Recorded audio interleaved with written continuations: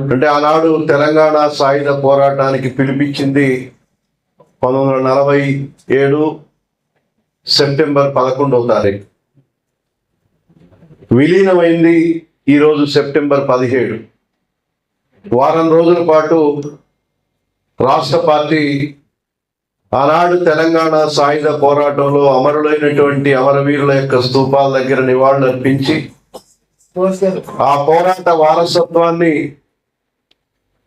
ముందుకు తీసుకుపోయే దానికోసం ఈ తరాలకి ఆ పోరాట చరిత్రని, ఆ వీరగాథల్ని తెలియజెప్పేటువంటి కార్యక్రమం ప్రతి సంవత్సరం మనం భారత కమ్యూనిస్ట్ పార్టీ నిర్వహిస్తాం.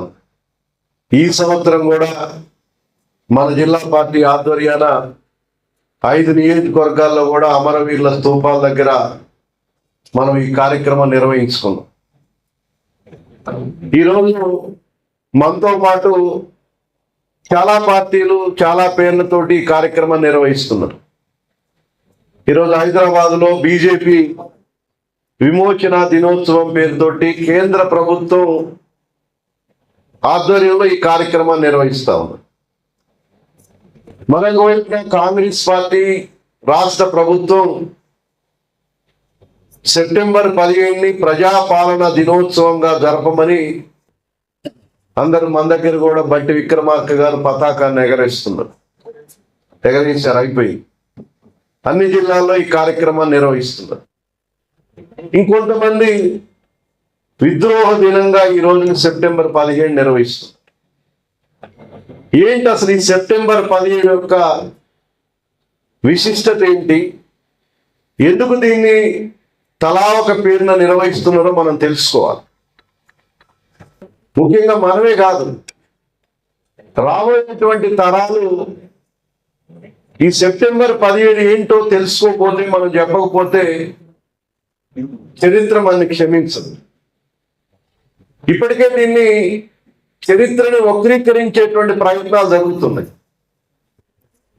అసలు బీజేపీకి సెప్టెంబర్ 17ను నిర్వహించేటువంటి అర్హత ఉందా అనేది ఒకసారి మనం ఆలోచన చేయాలి.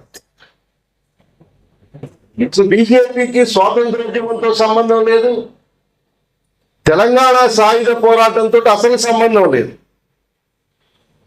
సంబంధం లేకపోగా ఏం చెప్తున్నారు ఇప్పుడు బీజేపీ వాళ్ళు?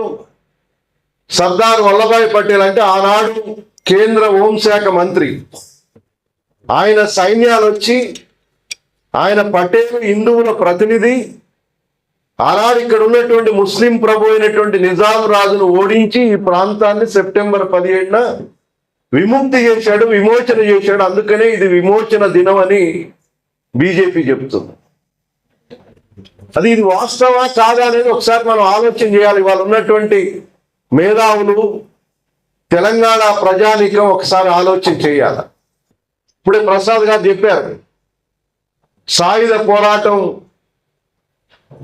ఏ విధంగా జరిగింది, ఎన్ని వేల మంది, 4,500 మంది కమ్యూనిస్టుల త్యాగం, ఇవేమీ లేకుండానే వల్లభాయ్ పటేల్ సైన్యం వచ్చి విముక్తి చేసిందట. విమోచన ఏంటి? అలాంటి బ్రిటిష్ సామ్రాజ్యం వాళ్ళు మన భారతదేశాన్ని పరిపాలన చేశారు. దానికి వ్యతిరేకంగా మహత్తర స్వాతంత్రోద్యమం జరిగింది. ఆ స్వాతంత్రోద్యమం తర్వాత బ్రిటిష్ వాళ్ళు ఈ దేశాన్ని వదిలిపెట్టి మన దేశానికి స్వాతంత్రం వచ్చింది. అనేక ప్రాంతాలు పక్కనే పుదుచ్చేరి, ఆనాడు ఫ్రెంచ్ పాలనలో ఉన్నటువంటి ఆ ప్రాంతాన్ని విముక్తి చేసి అక్కడ స్వాతంత్రం సంపాదించింది.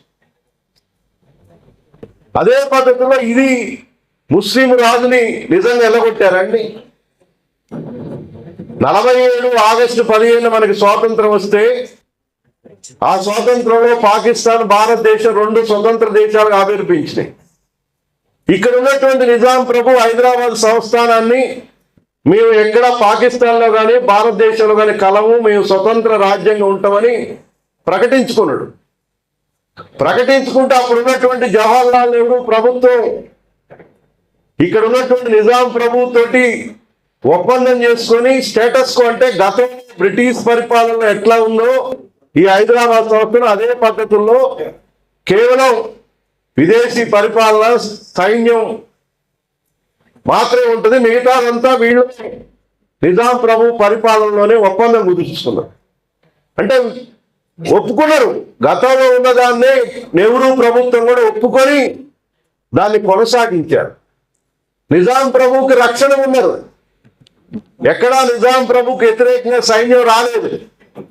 నిజంగా అప్పుడే ఉంటే అప్పుడే యూనియన్ సైన్యాలు దాన్ని చేసుకునేది.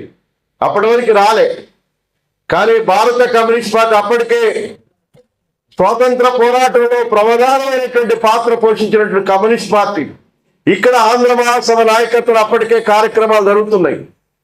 ఇక్కడ నిజాం ప్రభువుతో పాటు నిజాం ప్రభుకు తొత్తులుగా ఉన్నటువంటి భూస్వాములు, జాగీర్దారులు, దేశ్ముఖులు ఇక్కడ ఉన్నటువంటి ప్రజలను వెట్టి చాకరీ చేపిస్తూ వేల ఎకరాలు తమ ఆధీనంలో పెట్టుకొని తెలంగాణ ప్రాంతం, హైదరాబాద్ సంస్థాన ప్రజలు ఒక కట్టు బానిసలుగా చూస్తున్నటువంటి రోజులవి. అప్పుడు భారతదేశానికి స్వాతంత్రం వచ్చిన తర్వాత కూడా మనకి రాలేదని సెప్టెంబర్ 11న ఆనాడు ఆంధ్ర మహాసభ కమ్యూనిస్ట్ పార్టీ నాయకత్వాన సాయుధ పోరాటానికి పిలిపివ్వటం జరిగింది.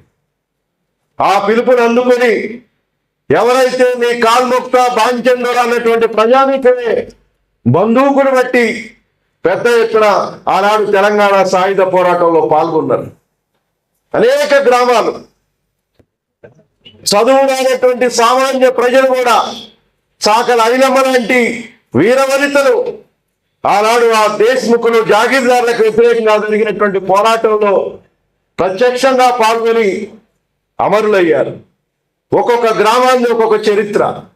ముఖ్యంగా నల్లగొండ, ఖమ్మం, కరీంనగర్, వరంగల్ ఈ 4 జిల్లాల్లో పెద్ద ఎత్తున ఆనాడు సాయుధ పోరాటం కొనసాగింది. ఆ పోరాటం ద్వారా 3,000 గ్రామాలు విముక్తయినాయి. 10 లక్షల ఎకరాల భూమి పేద ప్రజలకి ఎవరైతే భూస్వాముల చేతుల్లో ఉందో దాన్ని పంచిపెట్టారు కమ్యూనిస్ట్ పార్టీ నాయకత్వం. విముక్తి కాలేదు. అప్పుడు పోరాటం ఉవ్వెత్తున జరుగుతూ ఉంటే ఎక్కడ ఈ సాయుధ పోరాటం ద్వారా ఈ ప్రాంతం కమ్యూనిస్టుల చేతుల్లో పోద్దని భయపడి అప్పుడు ఆనాడు ఉన్నటువంటి కాంగ్రెస్ నాయకులు ఎవరైతే భూస్వాములు ఉండి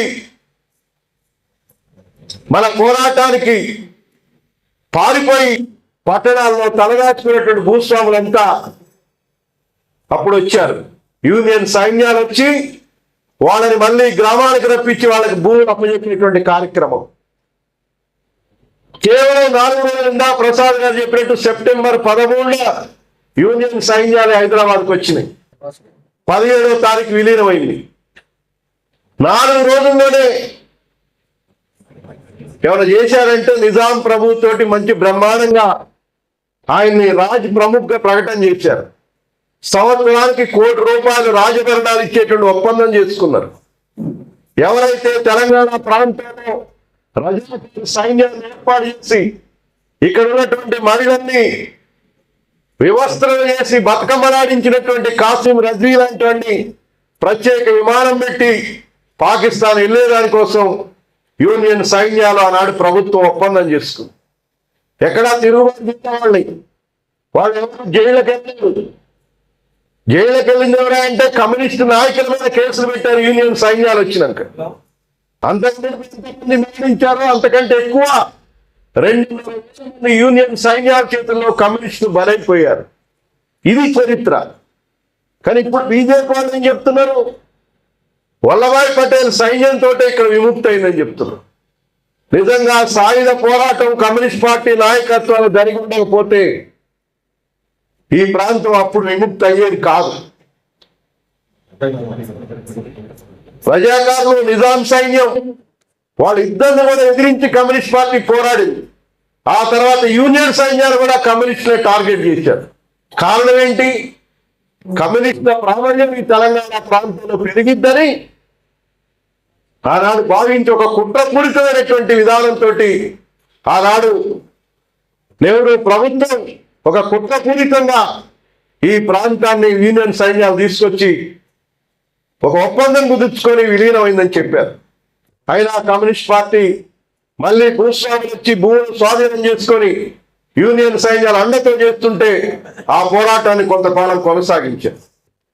దాని మీద అనేకమైన చర్చలు ఉన్నాయి. అది జరపటం, కొనసాగించడం ఇప్పటికీ చెప్తారు. నక్సలైట్ వాళ్ళు ఆనాడు తెలంగాణ సాయుధ పోరాట కొనసాగింపు నక్సలైట్ ఉద్యమం అని. కానీ ఇది వాస్తవం కాదు. ఆ సాయుధ పోరాటంలో హైదరాబాద్ సంవత్సరం ప్రతి 12 మందిలో ఒకళ్ళు ఆనాడు ఆంధ్ర మహాసభ సభ్యత్వం కలిగి ఉన్నారు. ఈనాడు ఆ పరిస్థితి ఉందా?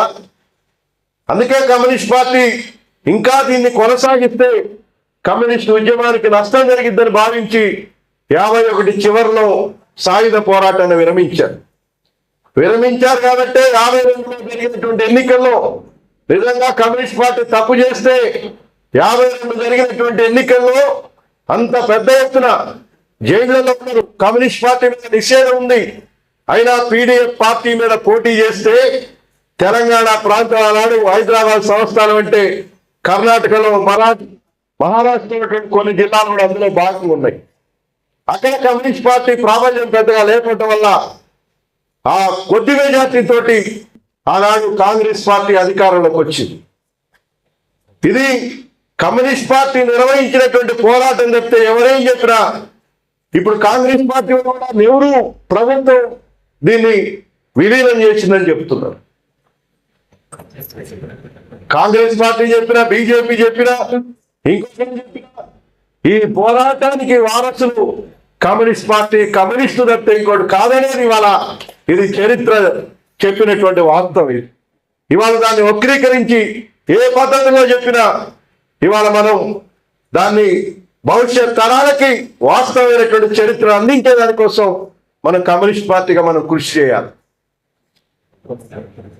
చాలా మంది ఇప్పుడు అధికారికంగా కాంగ్రెస్ పార్టీ జెండాలు ఎగరేసిన దానికి స్వాగతిస్తున్నాం.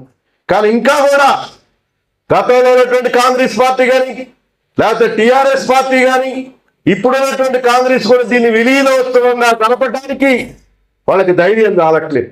ఎందుకు? కారణం ఏంటి? ఇది విలీన దినంగా అధికారికంగా నిర్వహిస్తే కమ్యూనిస్ట్ పార్టీ నాయకులు చేస్తున్న పోరాటం గురించి చెప్పాలి, సాయుధ పోరాటం గురించి చెప్పాలా. తెలంగాణ సాయుధ పోరాటం గురించి చెప్పకుండా తెలంగాణ లేదు. ఏ పుట్టకెళ్ళినా, ఏ చెట్టుకెళ్ళినా ఇప్పటికీ ప్రతి గ్రామంలో, ప్రతి ఇంట్లో ఆనాడు పోరాటంలో ప్రత్యక్షంగానో పరోక్షంగానో పాల్గొన్నటువంటి కుటుంబాలు, గ్రామాలు ఇప్పటికీ ఉన్నాయి. ఇప్పటికీ ఆ వారసత్వం ఉంది.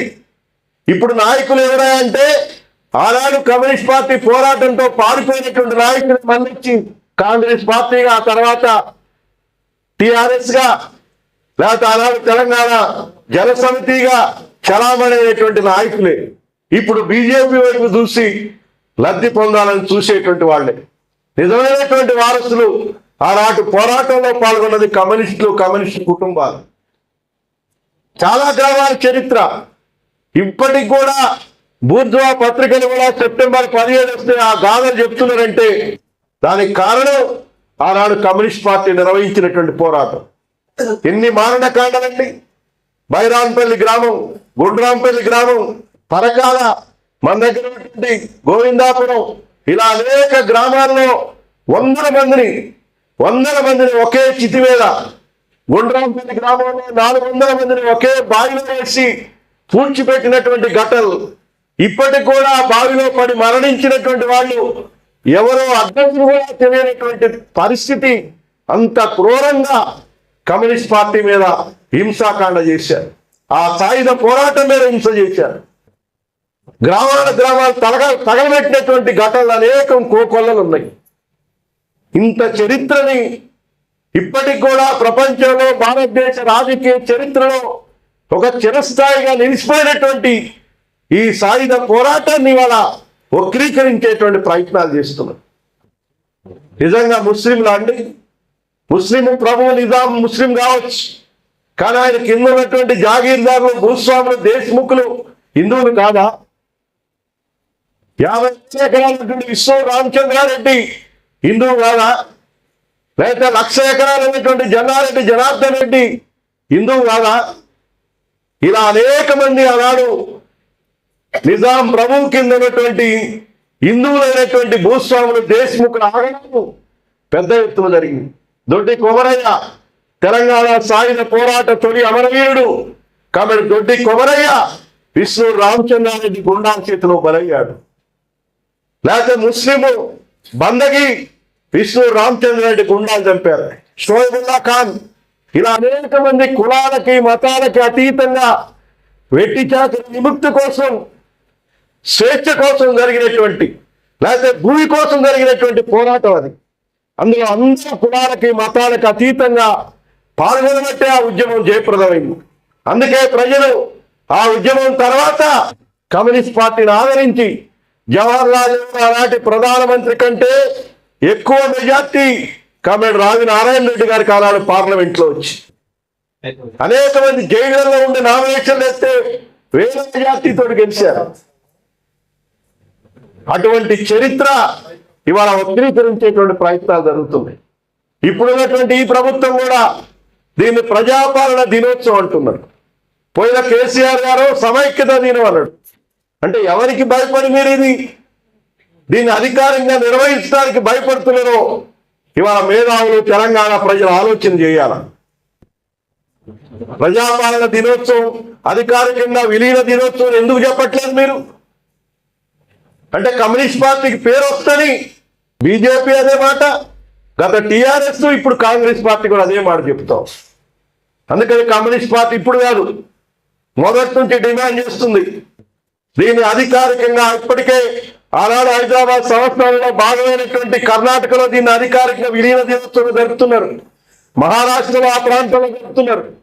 కానీ ఉద్యమం జరిగినటువంటి తెలంగాణలో దీన్ని జరపడానికి నిరాకరిస్తా ఉన్నారు. అది కేవలం కమ్యూనిస్టులకు పేరు వస్తున్నటువంటి ఒక దురుద్దేశంతో ఈ బూర్జువా పాలకులు ఆ సాయుధ పోరాటాన్ని అధికారికంగా నిర్వహించడానికి వెనకాడుతా ఉన్నారు. అందుకని మనం ఇవాళ ఏం చెప్పినా ఈ వారసత్వం మనది. ఈ తెలంగాణ ప్రాంతంలో మనం ఆనాడు ఆ పోరాటం చేయకుండా ఉంటే ఇవాళ ప్రత్యేక తెలంగాణ రాష్ట్రం కూడా వచ్చేది కాదు.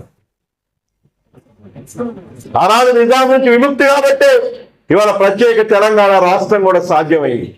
అందుకని ఈ చరిత్రని భవిష్యత్ తరాలకు మనం అందించేదానికోసం, మనం ఈ వారసత్వాన్ని కొనసాగించేదానికోసం కమ్యూనిస్ట్ పార్టీగా మనం కృషి చేయాలి. ఇవాళ ఇంకా చాలా తెలంగాణ ప్రాంతంలో ఆనాడు ఉన్నటువంటి భూమి సమస్య ఇంకా ఉన్నది. ఈ భూమి సమస్య పరిష్కరించడానికి ఇంకా ప్రభుత్వాలు మారుతున్నా ఆ భూ సమస్యను పరిష్కరించడానికి మాత్రం కృషి చేయట్లేదు. ఇంకా అనేక ప్రాంతాల్లో పేదవాడు భూమి లేక ఉన్నటువంటి భూములు మళ్ళీ కొంతమంది ఇతర పద్ధతుల్లో ధరణి పేరుతోటి కొంత ఆక్రమణ చేశారు.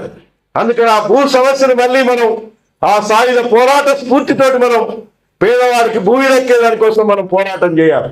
లేకపోతే ఇంకా ఆనాటి పద్ధతులే భూ సర్వే చేయకుండా 1936 చేసినటువంటి సర్వేలు ఇంకా ఉన్నాయి. అందుకని సమగ్ర భూ సర్వే చేయించేదానికోసం ఈ పోరాట స్ఫూర్తితోటి ముందుకు పోవాలి. దాంతోపాటు ప్రధానంగా ఇవాళ ప్రజలు ఎదుర్కొనేటువంటి అనేక సమస్యలు, ఇవాళ గ్రామీణ రైతాంగం ప్రభుత్వాలు పాలకులు ఇస్తున్నటువంటి హామీలు నెరవేరక మాయ మాటలు చెప్పి అధికారంలోకి వస్తున్నారు. కానీ వచ్చిన తర్వాత రైతాంగానికి ఇచ్చినటువంటి హామీలు కానీ, ప్రజలకు ఇచ్చినటువంటి హామీలు కానీ నెరవేర్చకుండా ఇంకా ఈ తెలంగాణ ప్రాంతాన్ని ఆనాడు సాయుధ పోరాటం కానీ, ఆ తర్వాత ప్రత్యేక తెలంగాణ రాష్ట్రం కానీ ఇవన్నీ వచ్చినా కూడా ప్రజల సమస్యల పరిష్కారం కావట్లేదు.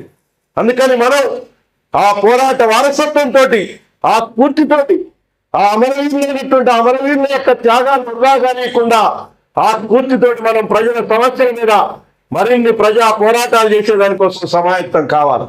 మళ్ళీ తిరిగి చాలా మంది అనుకోవచ్చు కమ్యూనిస్ట్ పార్టీకి సీట్లు లేవు, ఓట్లు లేవు, ఒక సీటే అనుకోవచ్చు. ఒకటిన్నా లేకపోయినా ఆనాడు దేనికోసమైతే ఆనాడు అనేక మంది 4,500,000 మంది కమ్యూనిస్టులు తమ ప్రాణత్యాగం చేశారో ఆ స్ఫూర్తితోటి మళ్ళీ మనం ప్రజా ఉద్యమాలను నిర్మించాలి. ఆ ప్రజా ఉద్యమాన్ని ముందుకు తీసుకోవడం ద్వారానే మళ్ళీ ఆ అమరవీరుల యొక్క ఆశయాలను నెరవేర్చడం అవుతాం. వాళ్ళు ఏ ఆశయం కోసమైతే ఈ ప్రాంతంలో జమీందారులు, జాగీర్దారులు, వెట్టి చాకరీ ఉండకూడదు, ఒక స్వేచ్ఛాయుతమైనటువంటి ప్రజాస్వామ్యమైనటువంటి పాలన ఉండాలని కళలు కన్నారో ఆ కళలను నెరవేర్చేదానికోసం మనం మరొకసారి అటువంటి ప్రజా ఉద్యమాలు నిర్మించేదానికోసం సమాయత్తం కావాలి. విలీనమన్నా, విమోచనన్నా, ఈ విద్రోహం అన్నా ఎవరేం చెప్పినా ఇది కమ్యూనిస్టుల పోరాటం, ఇది పేదవాడు జరిపినటువంటి పోరాటం, ఈ ప్రాంత ప్రజలు తమ స్వేచ్ఛ కోసం, తమ విముక్తి కోసం జరిపినటువంటి పోరాటం, ఆ పోరాటంలో అమరవీరులైనటువంటి ఆ అమరవీరులందరికీ కూడా విప్లవ జోహార్లు తెలియజేస్తూ ఆ అమరవీరుల వారసత్వాన్ని కొనసాగిద్దాం, ఆ పోరాట వారసత్వాన్ని తీసుకొని ముందుకు పోదామని చెప్పేసి మీ అందరికీ మనం చేస్తూ, ఈ జిల్లాలో ఈ వారం రోజుల పాటు ఒక 2 రోజులు వేరే కారణాల వల్ల వాయిదా పడ్డా అనుకున్నటువంటి అన్ని ప్రాంతాల్లో కూడా ఈ కార్యక్రమాన్ని నిర్వహించినటువంటి ఖమ్మం జిల్లా కమ్యూనిస్ట్ సమితికి ప్రత్యేకమైనటువంటి అభినందనలు తెలియజేస్తూ, ఇందులో పాల్గొన్నట్లు మీ అందరికీ కూడా మరొకసారి అభినందనలు తెలియజేస్తూ సెలవు తీసుకుంటా ఉన్నాను.